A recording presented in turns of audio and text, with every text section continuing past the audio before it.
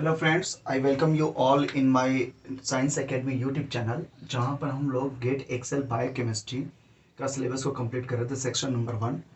और इसी कंटिन्यूएशन में आज का वीडियो रहेगा। और आज का वीडियो नंबर होगा शायद 8 या 9th नंबर। ठीक है, और आज 11th हम लोग नवंबर को कर रहे हैं। ठीक है, तो मैंने इससे पहले 1 to 9 8 वीडियो बना दिया है। शायद आज का नंबर 10 होगा, देख लीजिए, कंफर्म नहीं है मुझे। तो 1 से लेकर 9 तक कर लिया है। आज का 10th नंबर वीडियो में हम लोग बात करेंगे टॉपिक लिपिड्स का।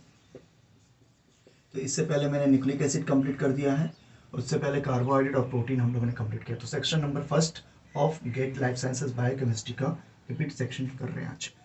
लिपिड में हम लोग क्या बात करेंगे? लिपिड अनदर बायोमॉलिक्यूल है, और इसकी एक प्रॉपर्टी जो बार बार पूछता है कि ये नॉन पोलर है, नॉन पोलर और हाइड्रोफोबिक। ठीक है, जिसकी वजह से ये इनसॉल्युबल इन वाटर होता है। तो इससे पहले वाला जितना भी बायोमॉलिक्यूल है इनसॉल्युबल इन वाटर, वो सारे सॉल्युबल इन वाटर होंगे, क्योंकि वो पोलर होते हैं। जैसे कार्बोहाइड्रेट, प्रोटीन या न्यूक्लिक एसिड, वो सॉल्युबल इन वाटर होंगे, लेकिन ये इनसॉल्युबल होता है। और इसका फंक्शन क्या होता है? इसका फंक्शन के बारे में बात करें तो ये फंक्शन कर सकता है स्टोरेज ऑफ फूड मटेरियल, या स्टोरेज फॉर्म ऑफ एनर्जी हम लोग कह सकते हैं, इन फॉर्म ऑफ लिपिड या ऑयल। दूसरा स्ट्रक्चरल रोल है, ये बहुत बार पूछा हुआ है, structural role in cell membrane. Cell membrane यहाँ पर ये बनाता है फॉस्फोलिपिड, ये इसका एग्जाम्पल जो आएगा फॉस्फोलिपिड और एस्टिरोल।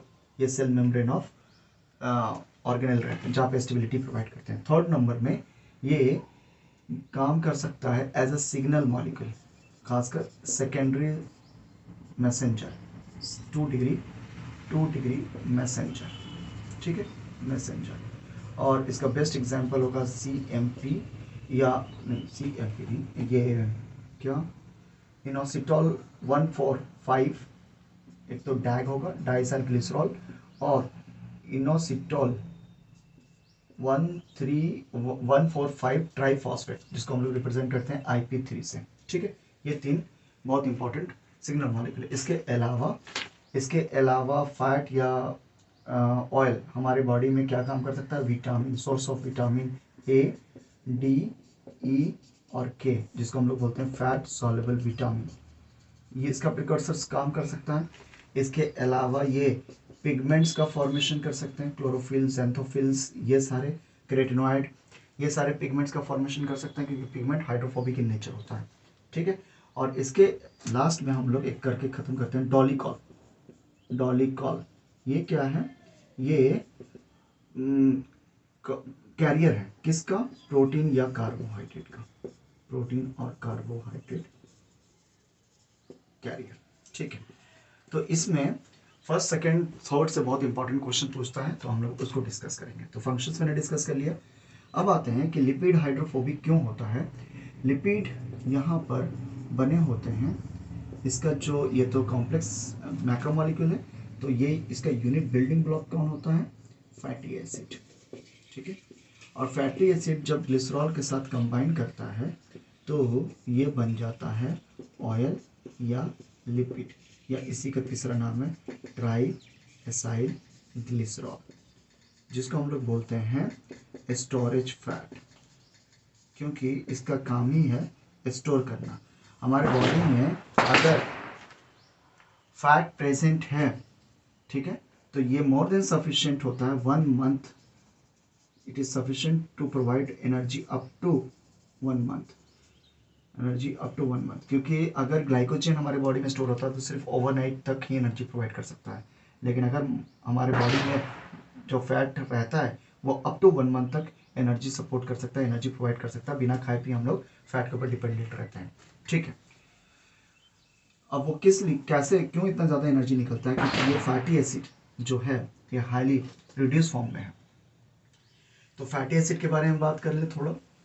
तो फैटी एसिड जो है ये long chain of alkyl group starting with carboxylic group. तो अब हम लोग थोड़ा सा फैटी एसिड के बारे में बात करें। नेक्स्ट हेडिंग क्या लगाएंगे? Fatty acid.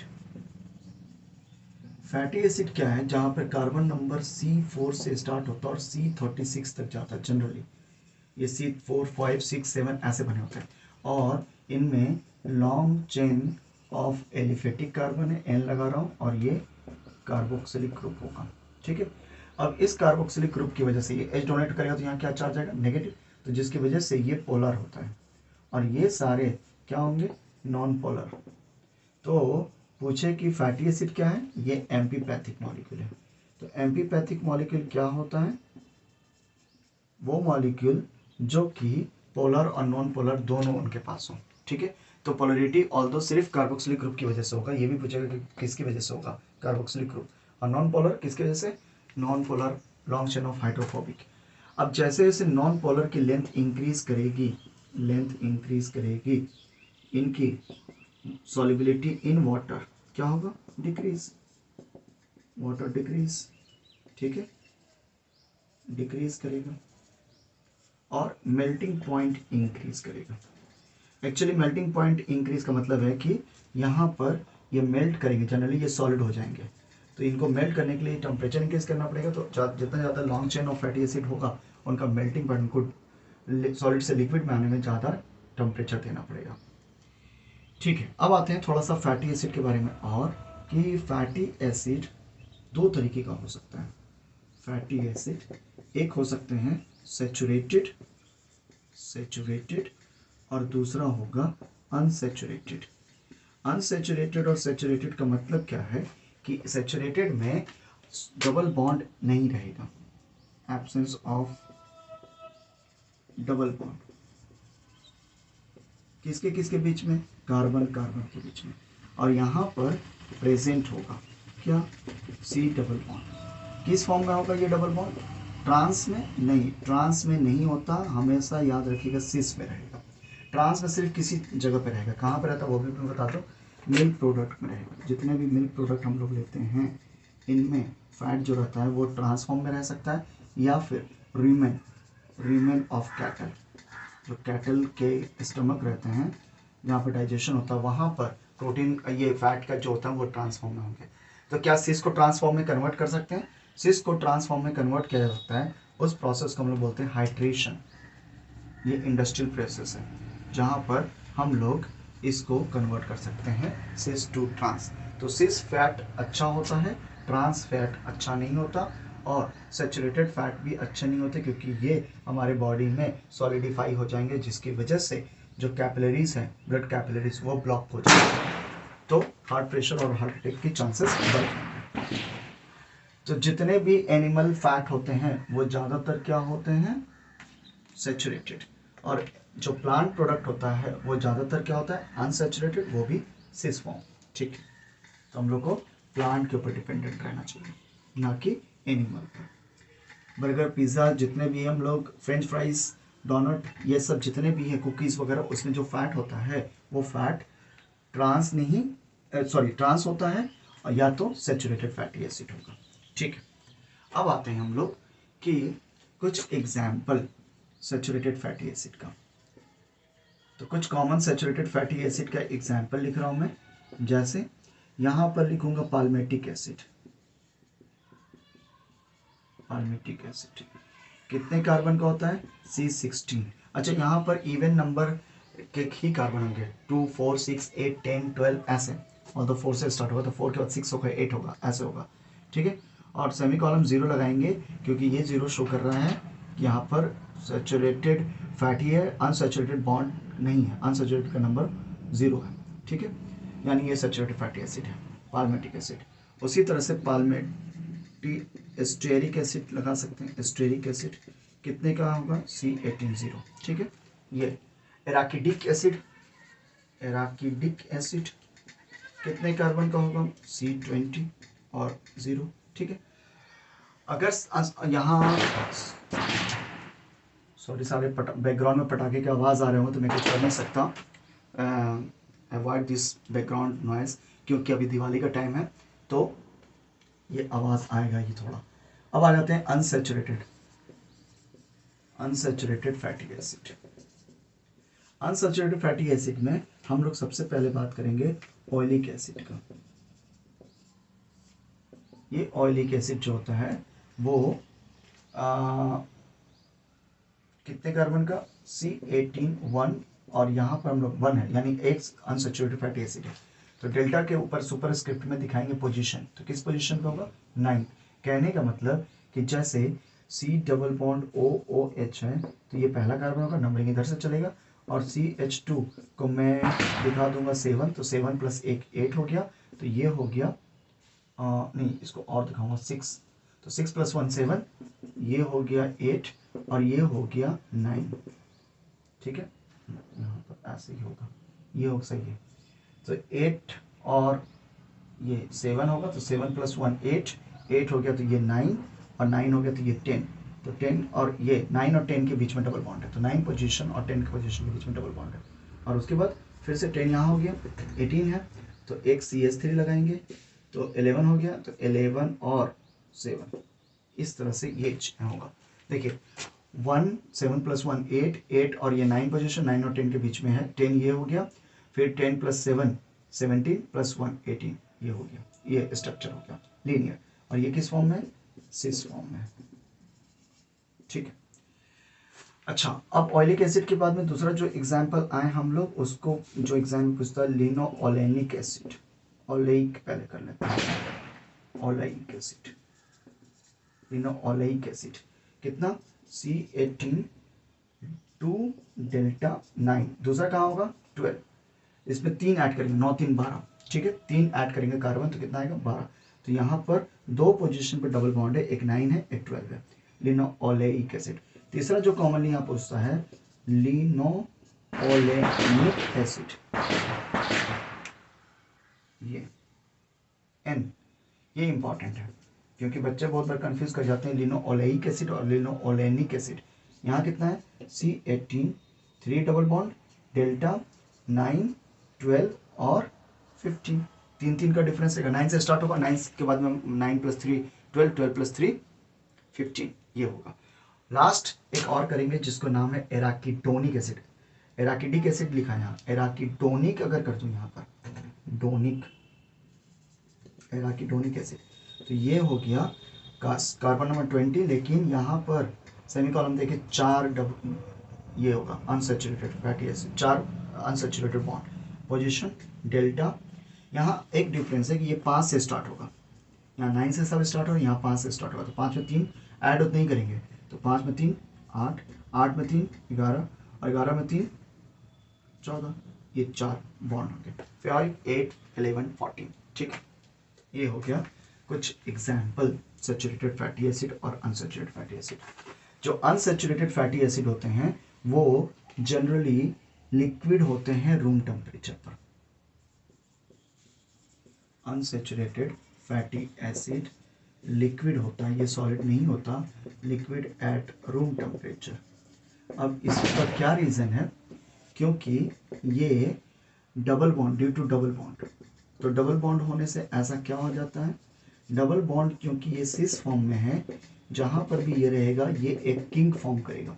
किंक, किंक का मतलब क्या है कि एंगल चेंज करेगा, जैसे एंगल चेंज, और जिसकी वजह से ये can not form crystal, can not form crystal, और क्रिस्टल नहीं बनने की वजह से ये जनरली लिक्विड फॉर्म में रहते हैं या लेस स्टेबल हो जाते हैं। जैसे अगर यहाँ पर सैचुरेटेड फैटी एसिड हो तो ये जो मैं दिखा रहा हूँ इस तरह से जिग जैग, ये COO- और ये क्या है सब, ये है अल्काइल ग्रुप, इसको ऐसे लिखना है, तो इस तरीके से रहेंगे। तो देख रहे हैं कितना अच्छा से ये क्या है, ये क्रिस्टल फॉर्म में रहेगा। दूसरा अगर मॉलिक्यूल हो तो ये इसी के ऊपर सुपर इम्पोज कर जाएगा, ठीक है ना।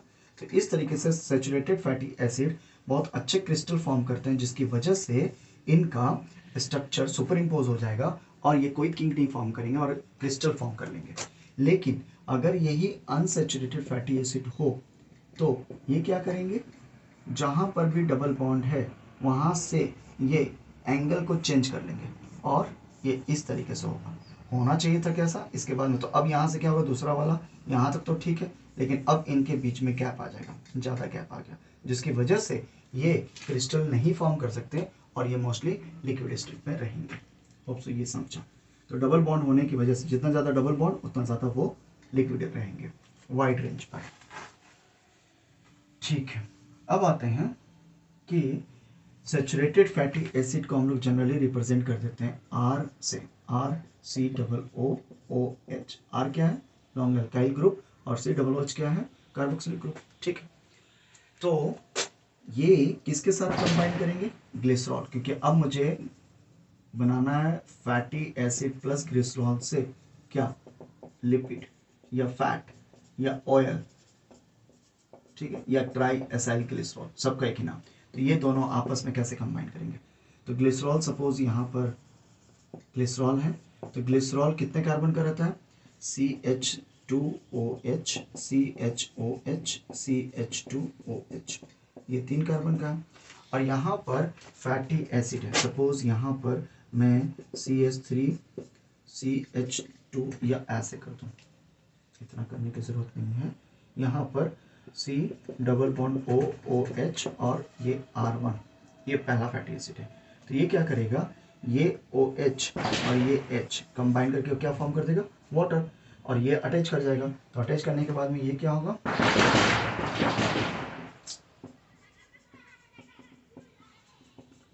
ये इस तरह का स्ट्रक्चर, और यहाँ पर क्या बनेगा? O, इसका रेड वाले का O आ जाएगा इधर से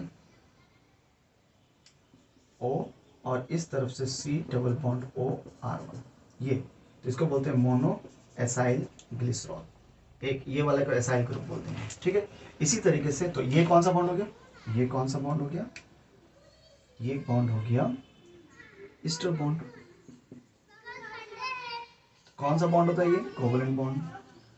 तो अमीनो एसिड में पेप्टाइड, प्रोटीन पेप्टाइड बॉन्ड होगा, और कार्बोहाइड्रेट में ग्लाइकोसिडिक बॉन्ड होगा, न्यूक्लिक एसिड में फॉस्फोडाइस्टर बॉन्ड होगा, और लिपिड में ईस्टर बॉन्ड होंगे। इसी तरीके से ये भी यहाँ चेंज हो सकता है, ये R2, इसी तरीके से यहाँ भी चेंज होगा R3।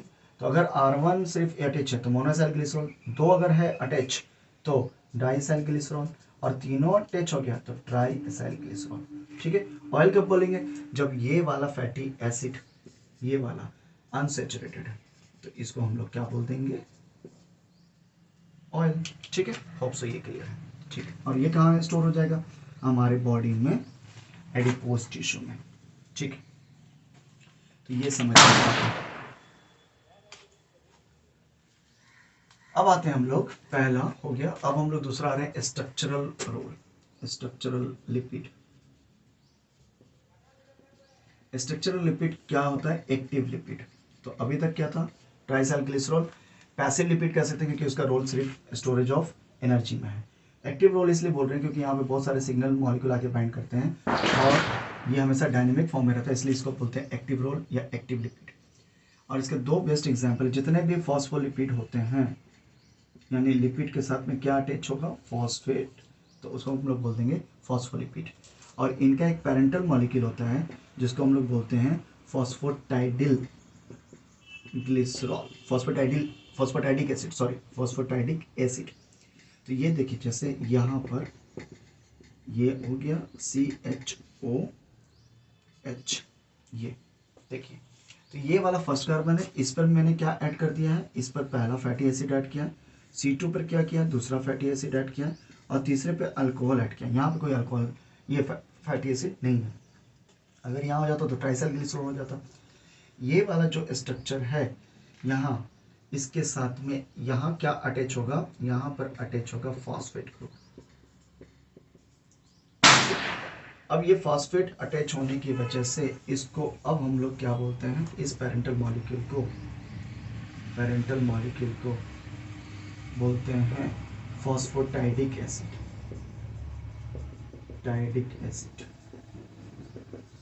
ठीक है, फॉस्फोटाइडिक एसिड। और यहाँ पर हम लोग क्या लगाएंगे? X, O को हटाते हैं तो यहाँ पे क्या होगा? X। अब देखिए ये नेगेटिव चार्ज हो गया। अब नेगेटिव चार्ज होने की वजह से इसको, ये क्या होता है? ये नेगेटिव चार्ज होगा, तो एक्टिव है। यहाँ पे पॉजिटिव चार्ज मॉलिक्यूल आके बाइंड करेंगे सिग्नल वगैरह, कहाँ रहेगा? सेल मेम्ब्रेन के ऊपर में। ठीक है, तो ये बाइंडिंग विथ ये सेल सिग्नलिंग मॉलिक्यूल के साथ में इंपॉर्टेंट रोल प्ले करता है, इसलिए इसको हम लोग एक्टिव रोल बोलते हैं या एक्टिव लिपिड बोलते हैं। अब यहाँ पर X को चेंज करते जाइए, X को रिप्लेस कर दीजिए किससे? किसी से भी। जैसे अगर मैं X को H से रिप्लेस कर दूं तो इसको बोलते हैं फॉस्फेटाइडिक एसिड, जो यही नाम है क्या, क्योंकि ये हटेगा तो क्या आएगा माइनस चार्ज, तो फिर से H लग जाएगा, तो इसको बोलते हैं फॉस्फेटाइडिक एसिड। अगर यहाँ पर X को रिप्लेस कर दे इथेनॉल एमीन से, इथेनॉल एमीन से, तो ये क्या बन गया फॉस्फोटाइडिल, फॉस्फोटाइडिल इथेनॉल एमीन। इसके साथ में ये ऐड कर देंगे। अगर X को मैं कर दूं रिप्लेस सेरीन से तो क्या बन जाएगा फॉस्फोटाइडिल सेरीन। समझ में आ रहा है। इसी तरीके से अगर मैं X को रिप्लेस कर दूं कोलिन से, कोलिन से, तो ये क्या बन जाएगा फॉस्फोटाइडिल कोलिन। ठीक है, तो यहाँ पर ये समझना है कि X चेंज होगा और X चेंज होने के साथ में इसके ऊपर चार्जेस अलग अलग आएंगे, जिसकी वजह से ये अलग अलग, कभी हो सकता है कि -1 हो, कभी -2 हो, कभी न्यूट्रल हो जाए, कभी +2 हो जाए। वो डिपेंड करता है कि X कैसा जुड़ रहा है यहाँ पर। ठीक है, ओके। तो ये प्रेजेंट सारे कहाँ रहते हैं, ये रहते हैं सेल मेम्ब्रेन पर। ओके, अब आ जाए दूसरा जो यहाँ पर है वो एस्टिरॉल। एस्टिरॉल का बेस्ट एग्जाम्पल यहाँ पे क्या है कोलेस्टेरॉल। ठीक है, जिसमें ये 3 यहाँ क्या रहता है रिंग लाइक स्ट्रक्चर, और एक ऊपर में यहाँ इस तरीके से, if I am not wrong, तो 4 रिंग लाइक स्ट्रक्चर होते हैं और उसके ऊपर में यहाँ पर क्या होगा लॉन्ग चेन एलिफेटिक कार्बन। तो ये कितने कार्बन का होता है C17। तो ये स्ट्रक्चर नहीं पूछेगा, यहाँ पे ये पूछेगा ये कि 4 रिंग लाइक स्ट्रक्चर होगा, लाइक स्ट्रक्चर, और C17 कार्बन के टोटल होते हैं। और थर्ड पोजीशन पे ये बहुत इंपॉर्टेंट है, ये OH रहेगा, जिसकी वजह से इसका नाम पड़ गया कोलेस्ट्रॉल, OL, अल्कोहल, अल्कोहल। और इसी अल्कोहल की वजह से ये पोलर है और बाकी सारा स्ट्रक्चर क्या है नॉन पोलर। तो अगेन क्या कोलेस्ट्रॉल एम्फीपैथिक है, बिल्कुल है। एम्फीपैथिक का मतलब हो गया दोनों पॉजिटिव और नेगेटिव चार्ज। ठीक है, तो दूसरा पॉजिटिव या सॉरी हाइड्रोफोबिक और हाइड्रोफिलिक दोनों इसके पास प्रॉपर्टी है। तो OH की वजह से ये हाइड्रोफिलिक है। ठीक, अब हम लोग आ रहे हैं नेक्स्ट यहाँ पर क्या एक्टिव रोल में कुछ सिग्नल के ऊपर कि क्या lipid can act as a signal. Lipid और खासकर membrane lipid, membrane lipid can act as signal molecule. इसमें 2 एग्जाम्पल पढ़ना है, एक पढ़ना फॉस्फोटाइडिल इनोसिटोल, फॉस्फोटाइडिल इनोसिटोल, और दूसरा पढ़ना है हम लोग को यहाँ पर एराकिडोनिक एसिड या फिर इकोसोनोइड, इकोसोनोइड। यस, दोनों सिग्नल की तरह काम करते हैं। तो सबसे पहले हम लोग करेंगे फॉस्फोटाइडिल इनोसिटोल, इंपॉर्टेंट है। देखिए क्या होता है कि ये जो सेल मेम्ब्रेन पर इनर फेस पर एक प्रोटीन लिपिड अटैच होता है। इस लिपिड का नाम क्या है फॉस्फोटाइडिल इनोसिटोल। ठीक है, तो फॉस्फोटाइडिल इनोसिटोल पर क्या होगा एक एंजाइम आकर अटैक करेगा और उसका नाम है फॉस्फोलाइपेज, फॉस्फोलाइपेज C। तो जब फॉस्फोलाइपेज C इस पर अटैक करता है, अच्छा ये सब A1, A2, C और D 4 तरह के फॉस्फोलाइपेज होते हैं, मैं अभी जस्ट थोड़ी देर बाद बताऊंगा। तो फॉस्फोलाइपेज C पर अटैक करेगा, फॉस्फोलाइपेज C, तो इस फॉस्फोटाइडिल इनोसिटोल से 2 मॉलिक्यूल अलग अलग रिलीज होंगे, ब्रेकडाउन, क्योंकि लाइपेज से ब्रेकडाउन करेगा तो ये कॉम्प्लेक्स 2 पार्ट में टूटेगा। एक यहाँ पर बनेगा IP3 इनोसिटोल 1,4,5 ट्राइफॉस्फेट। ठीक है, इसका फुल फॉर्म लिख देता हूँ, इनोसिटोल 1,4,5 ट्राइफॉस्फेट। और इधर जो बच गया वो निकलेगा डैग, जिसको बोलते हैं डाई एसाइल ग्लिसरॉल। ठीक है, अब ये क्या करेंगे, ये डैग क्या करता है आगे चलकर ये एक्टिवेट करता है प्रोटीन काइनेस को, प्रोटीन काइनेस सी को, और ये IP3 किसको एक्टिवेट करेगा, ये कैल्शियम को एक्टिवेट करेगा। कहाँ से रिलीज कराएगा, स्मूथ एंडोप्लाज्मिक रेटिकुलम जो कि स्टोर हाउस ऑफ कैल्शियम है, उससे साइटोप्लाज्म में लेकर आएगा। तो साइटोप्लाज्म में कैल्शियम कॉन्सेंट्रेशन ज़्यादा होगा, और लेटर ऑन ये कैल्शियम भी क्या करता है, इस फॉस्फोलाइपेज सी को एक्टिवेट करता है, जिसकी वजह से जितने भी प्रोटीन काइनेस सी यानी फॉस्फोराइलेशन ऑफ प्रोटीन होगा, फॉस्फोराइलेशन ऑफ प्रोटीन, और ये प्रोटीन कोई इंपॉर्टेंट रोल प्ले करेंगे, कैरी इंपॉर्टेंट रोल। तो यहां से क्वेश्चन आता है कि फॉस्फेटाइडिल इनोसिटोल में कौन सा एंजाइम लगेगा, फॉस्फोलाइपेज सी लगेगा। क्या बनेगा, दो पोटेंट सिग्नल मॉलिक्यूल रिलीज हो रहे हैं साइटोप्लाज्म और सेल, एक है डैग और एक है IP3। डैग क्या करेगा, कैल्शियम को रिलीज कराएगा, कहाँ से, स्मूथ एंडोप्लाज्मिक रेटिकुलम से, कहाँ आएगा, साइटोप्लाज्म में। और ये कैल्शियम भी कहीं ना कहीं प्रोटीन काइनेस सी को एक्टिवेट करता है, जो कि ऑलरेडी एक्टिवेट हो चुका है किससे, डाइसल्फाइड से। अब दोनों तरफ से सिग्नल मिला और ये प्रोटीन काइनेस अब फॉस्फोरिलेट करेगा। फॉस्फोरिलेशन का मतलब है अटैचमेंट ऑफ फॉस्फेट। जैसे कोई प्रोटीन है तो उस प्रोटीन के ऊपर इनएक्टिव से एक्टिव करने के लिए इसको क्या करेगा, इसके ऊपर में फॉस्फेट अटैच होगा, H3PO4। ठीक है, तो जिसकी वजह से ये किस में कन्वर्ट करेगा, एक्टिव, और एक्टिव अगर ये कन्वर्ट कर गया तो ये कैरी करेगा सर्टेन इंपॉर्टेंट रोल। ठीक है, तो ये फॉस्फेटाइडिल इनोसिटोल का समझा। अब आते हैं कौन सा, इकोसोनॉइड।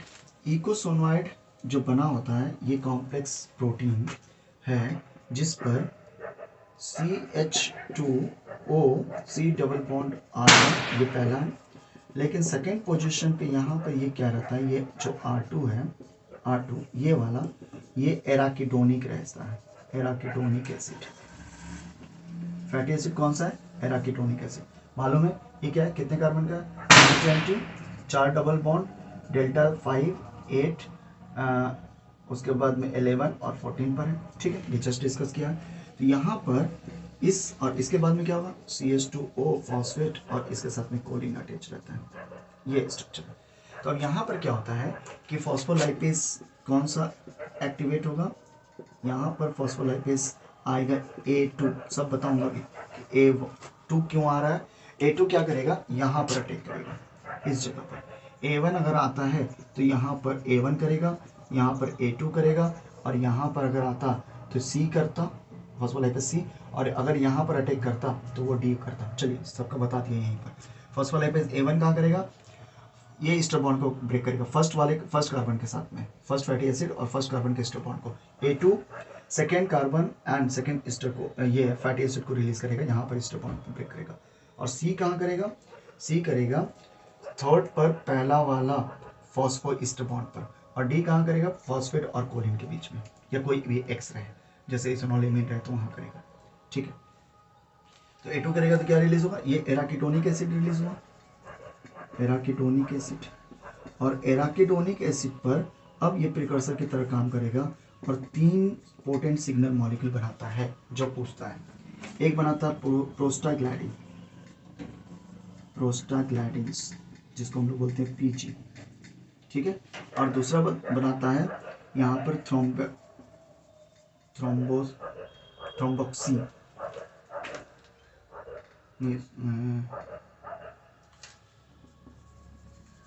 थ्रोम्बोक्सिन ये, और तीसरा जो बनाता है लिकोट्राइन, लिकोट्राइन। ठीक है, तो प्रोस्टाग्लैंडिन क्या करता है, प्रोस्टाग्लैंडिन हमारे बॉडी में ये इंक्रीज कराता है फीवर, ये फीवर फॉर्म करेगा, बॉडी पेन, बॉडी पेन, हमारे बॉडी में पेन हो रहा है या फीवर हो रहा है तो प्रोस्टाग्लैंडिन हमारे बॉडी में बनता है। कहाँ से बनेगा, एराकिडोनिक एसिड से। ठीक है, अगर थ्रोम्बेक्सोन बना, थ्रोम्बेक्सिन, थ्रोम्बेक्सोन है, ठीक है, थ्रोम्बेक्सोन, ठीक है, थ्रोम्बेक्सोन, तो ये क्या कराता है, क्लॉटिंग, ब्लड क्लॉटिंग, तो ब्लड क्लॉटिंग में इसका रोल है। और लिकोट्राइन क्या है, यहाँ पर अगर लिकोट्राइन बना हमारे बॉडी में तो लिकोट्राइन कराता है इन्फ्लेमेटरी रिस्पॉन्स। इन्फ्लेमेटरी रिस्पॉन्स का मतलब क्या है, इन्फ्लेमेटरी या एलर्जिक रिस्पॉन्स, जैसे अगर किसी को पोलन ग्रेन से एलर्जी हो गया तो उनके रनिंग नोज हो जाते हैं, रेड आई हो जाता है, स्किन में कुछ उनमें रेडनेस आ जाता है, तो उसको क्या बोलते हैं हम लोग, एलर्जिक रिस्पॉन्स। तो उसके लिए कौन है, लिकोट्राइन। तो अगर मैं कोई मेडिसिन खाऊं तो ये वाला एराकिडोनिक एसिड से, क्योंकि यहाँ पे एक एंजाइम है, वो एंजाइम ये काम कर रहा होगा, ठीक है, वो एंजाइम को अगर मैं ब्लॉक कर दूं तो ये नहीं बनेगा, लिकोट्राइन नहीं बनेगा, थ्रोम्बेक्सॉन नहीं बनेगा और प्रोस्टाग्लैंडिन नहीं बनेगा।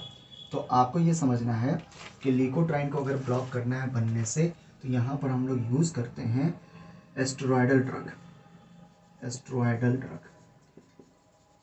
जैसे प्रेडनिसोलोन या प्रेडनिसोन, ये ठीक है, ये एस्टेरॉयडल ड्रग है। और अगर इन दोनों को ब्लॉक करना है तो हम लोग यूज़ करते हैं non steroidal anti inflammatory drug. ये नॉन एस्टेरॉयडल है, इधर क्या है, एस्टेरॉयडल ड्रग एंटी इंफ्लेमेटरी ड्रग, ठीक है, एस्टेरॉयडल एंटी इंफ्लेमेटरी ड्रग है ये। और नॉन एस्टेरॉयडल क्या है, ये non steroidal anti inflammatory drug like कौन सा, लाइक पैरासीटामोल, हम लोग जो खाते हैं पैरासीटामोल, ठीक है, ये सब जो खाते हैं हम लोग, वो non steroidal anti inflammatory drug है। प्रेडनिसोन और प्रेडनिसोलोन ये कैसा है, एस्टेरॉयडल एंटी इंफ्लेमेटरी ड्रग। तो ये इस पाथवे को ब्लॉक करेगा तो हमें फीवर और बॉडी पेन से रिलीव हो जाएगा। होप सो ये समझा। चलिए, तो इतना ही आपको समझना है लिपिड वाले इस पॉइंट में। बाकी जो है, बाकी सिर्फ समझना है कि पिगमेंट्स का फॉर्मेशन भी कर सकता है, डॉलीकॉल वगैरह का भी कर सकता है। तो आज के क्लास में बस हम लोग इतने ही तक रखेंगे। नेक्स्ट क्लास में हम लोग नेक्स्ट टॉपिक से शुरू करेंगे। और इसी के साथ में कल दिवाली है, तो I am wishing you a very happy and safe Diwali. Please इन पटाखे फोड़िए, लेकिन थोड़ा सा हम लोग को अपने इन्वायरमेंट का भी ख्याल रखना है। एनिमल्स बहुत ज़्यादा डर जाते हैं तो उनका भी ख्याल रखना है, फोड़ना है, थोड़ा फोड़ना भी है, ठीक है, एंजॉय भी करना है, ठीक है। I wish you a very happy and safe Diwali. चलिए, उसके बाद हम लोग मिलते हैं। Bye bye, take care.